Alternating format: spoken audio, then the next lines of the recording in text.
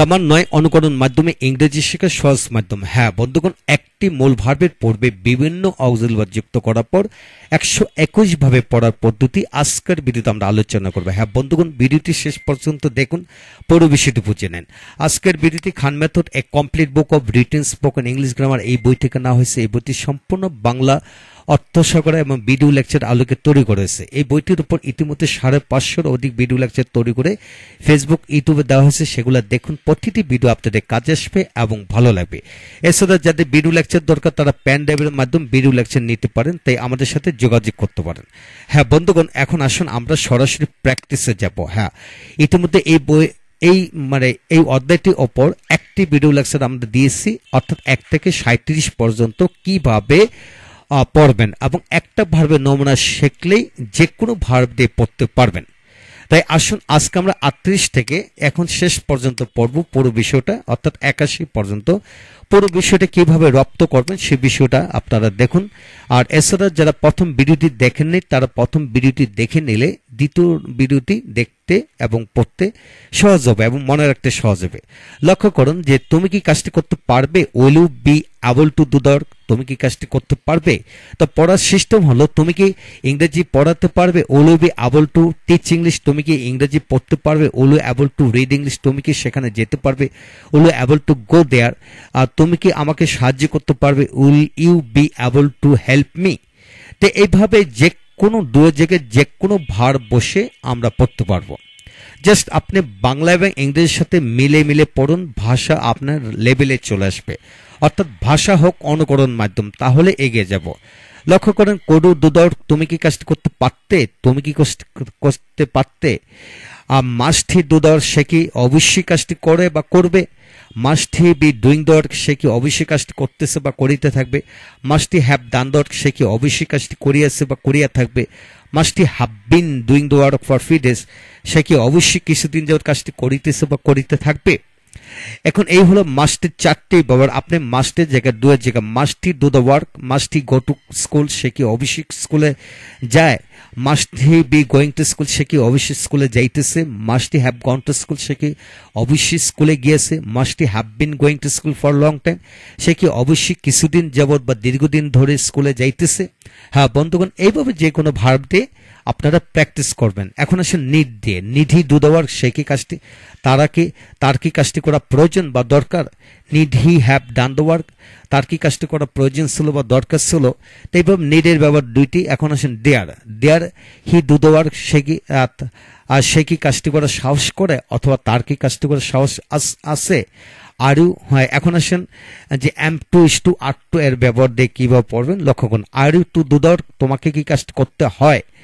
R you being to do the work, তোমাকে কি কাজটি করতে হচ্ছে। Have you been to do the work, তোমাকে কি কাজটি করতে হয়েছে। Have you being to do the work for 2 days, তোমাকে কি 2 দিন ধরে কাজটি করতে হচ্ছে। Were you to do the work, তোমাকে কি কাজটি করতে হতো বা হয়েছিল। Were you being to do the work, তোমাকে কি কাজটি করতে হচ্ছিল। Had you been to do the work, তোমাকে কি কাজটি করতে হয়েছিল। Had you being to do the work for 2 days, তোমাকে কি 2 দিন যাবত কাজটি করতে হচ্ছিল। হ্যাঁ বন্ধুগণ, এই হলো am to is to are to এর ব্যবহার হলো এই কয়েকটি। এখানে দুয়ের জায়গায় যে কোনো ভার্ব বসে প্র্যাকটিস করুন, প্রতিটা আলাদা করে যদি পড়েন তাহলে আপনার রপ্ত হবে। তারপর আসেন 55 থেকে 65 দিয়ে আমরা পড়ব। লক্ষ্য করেন, এটা হচ্ছে হ্যাভ টু হ্যাজ টু এর ব্যবহার। যেমন তোমাকে কি কাজটি করতে হবে, do you have to do the work, তোমাকে কি তাকে কি কাজটি করতে হবে। হ্যাঁ, does he have to do the work, তোমাকে কি কাজটি করতে হয়েছে, present perfect.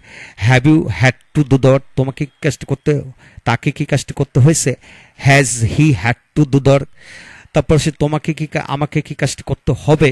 শেলে have to do the work, আমাকে কি কাজটি করতেই হবে। Will I have to do the work, যখন ই পত্র যুক্ত হবে তখন আয়ের সাথে উইল বসে, এটা খেয়াল করে পড়বেন।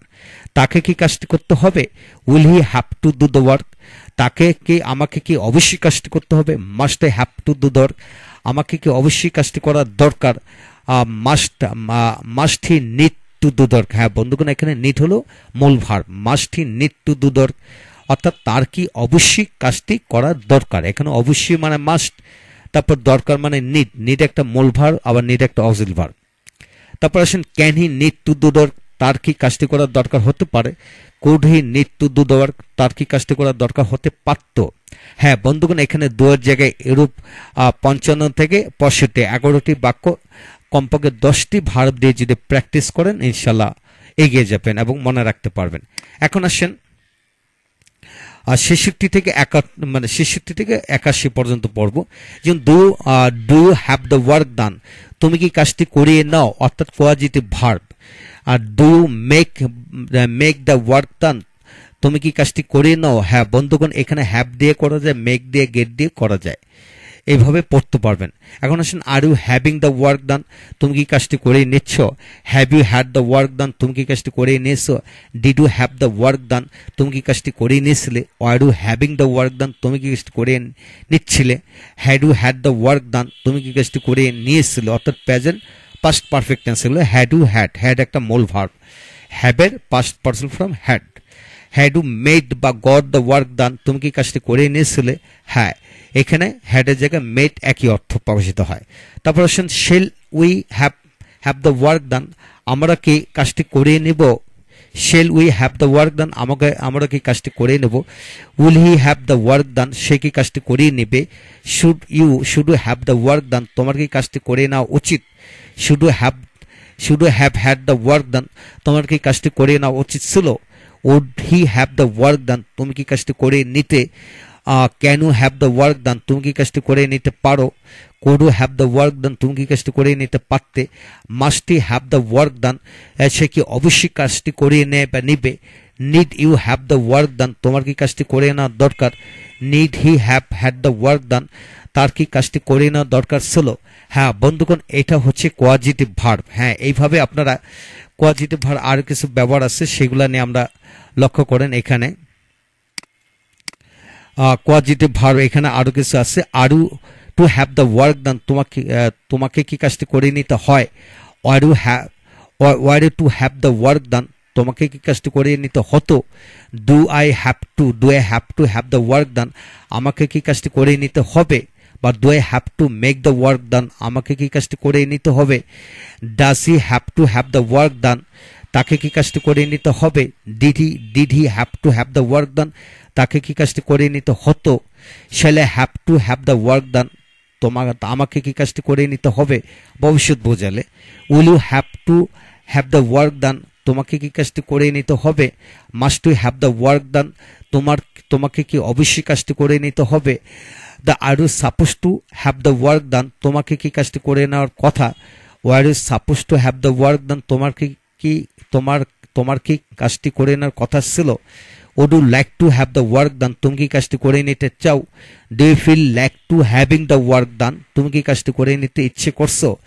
Do make him do the work, তুমি কি তাকে দিয়ে কাজটি করাও।